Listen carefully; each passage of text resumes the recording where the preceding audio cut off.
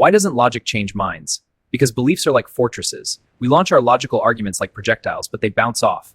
The defenders of our beliefs repel them. Logic alone isn't enough. Let's start with something that sounds like a lie. Being right is not enough to change someone's mind. You can have the facts, structure your argument perfectly, stay calm, stay logical, and still fail completely. Not because your argument is weak, but because logic is not what most beliefs are built on. The myth we all grew up with. We're taught something very simple. If people are wrong, show them the evidence and they'll change their mind. That sounds reasonable. It also almost never works because it assumes something false, that people form beliefs through logic. They don't. Hume. Reason is not in charge. David Hume said it bluntly. Reason is, and ought only to be, the slave of the passions. Translation, you don't believe things because they're rational. You believe things because they feel right. They align with your values. They protect your identity. Then logic shows up afterward to defend them. The real sequence of belief formation. Here's how it actually works. You feel something, you form a belief. You use logic to justify it, not the other way around. So when you argue with someone using logic, you're attacking step 3, but the belief lives in step 1. Inside the brain, two opposing beliefs clash, creating tension. This doesn't make sense. I can't hold both ideas out. The brain steps in to resolve the conflict. I see now. Cognitive dissonance, the brain's defense system. Leon Festinger introduced cognitive dissonance. When people are confronted with information that contradicts their beliefs, they don't calmly update, they feel discomfort. And then they try to remove that discomfort by rejecting the new information, reinterpreting it, attacking the source, doubling down, not because they're rational, because their brain is trying to stay stable. You've experienced this. Be honest. Think of a time someone challenged something you believe strongly. What was your first reaction? Was it, let me carefully evaluate this new evidence? Or was it, that doesn't sound right? Followed by, here's why they're wrong. Exactly. You didn't process. You defended. Identity. The real battlefield. Most beliefs are not just ideas. They are tied to your group, your culture, your politics, your sense of self. So when you challenge someone's belief, they don't hear that idea is wrong. They hear you are wrong. And people don't defend ideas, they defend identity. Why facts make things worse? Here's the twist. Most people don't expect. Sometimes presenting stronger evidence makes people more certain they're right. This is called the backfire effect, because now they feel attacked, they feel exposed, they feel pressure, so they push back harder, not toward truth, toward protection. Kahneman, 2 systems, 1 problem. Daniel Kahneman explains this with System 1, fast emotional, automatic. System 2, slow, logical, effortful. Most beliefs are formed in System 1, but arguments target System 2. So you're speaking to the wrong system. The role of social belonging. Beliefs are also social currency. They signal who you are, who you belong with, what side you're on. Changing your mind isn't just intellectual. It can cost friendships, status, belonging. So even if your argument is correct, the cost of accepting it might be too high. Winning an argument usually means losing it. If you win by embarrassing someone, cornering them, overwhelming them, you haven't changed their mind, you've strengthened their resistance. Because now they feel attacked, they feel inferior, they need to recover status, so they retreat into their belief even harder. What actually changes minds if logic alone doesn't work? What does? 3 things. 1, safety. People change when they don't feel threatened. 2, time. Beliefs rarely shift instantly. 3, internal conflict.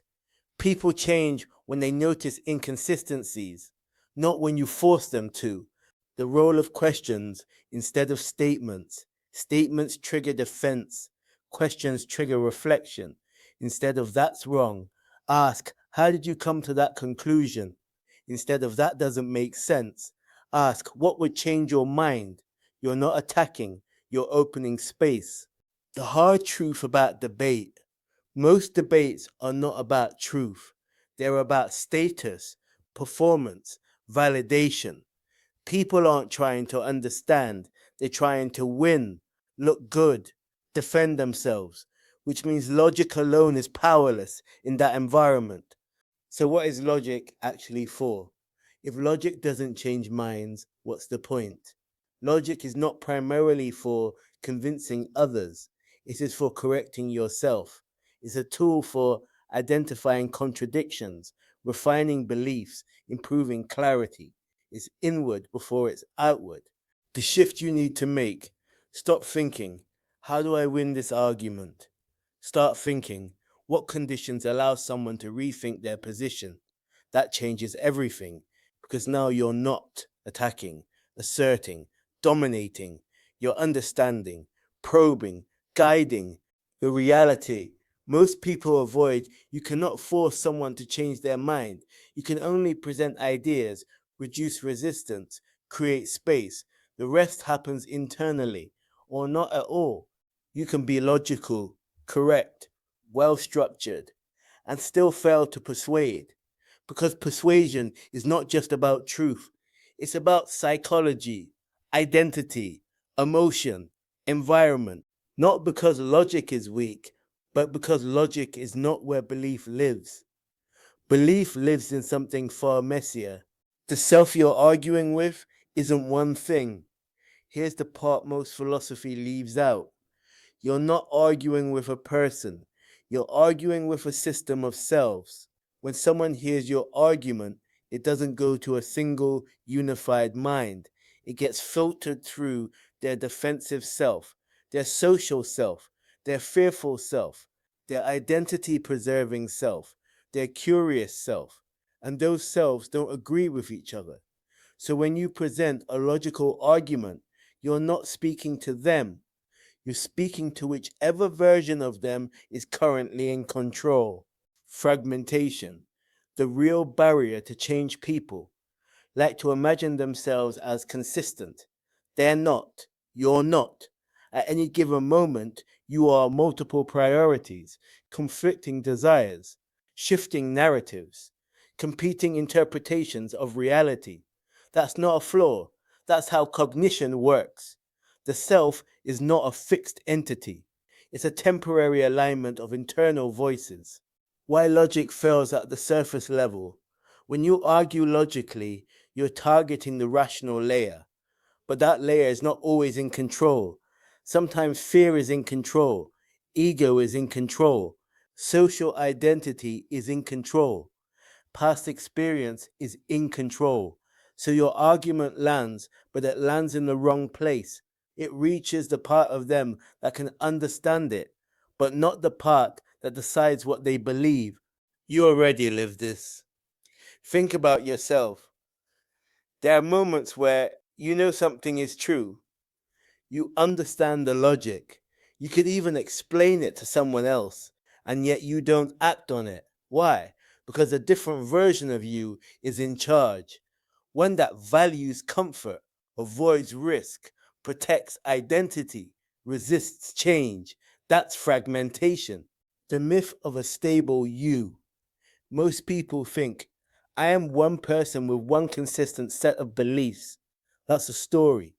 In reality, you are context dependent, emotionally reactive, internally divided. Yourself is not a solid object, it's a negotiation. And that negotiation is constantly shifting. So, what does it mean to change your mind? It doesn't mean winning an argument. It means changing which internal voice gets authority.